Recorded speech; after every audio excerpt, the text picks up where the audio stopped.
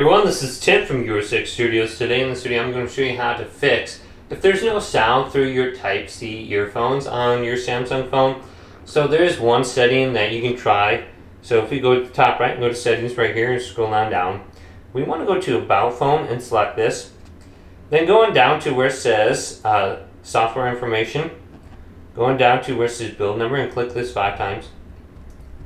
Then go back and developer mode is unlocked, so we can go to developer options right here and just go to search and type in USB audio.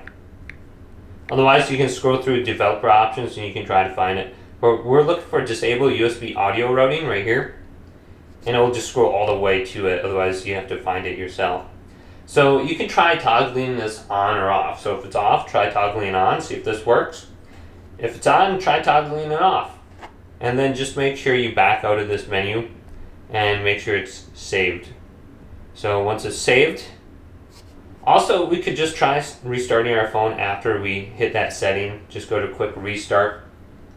And then also there could be something wrong just with the actual connection. Try flipping your USB device completely around whatever you have it plugged in with. So for example, like if this side is working, just flip it upside down if it's not working, and just check it out and see if that works.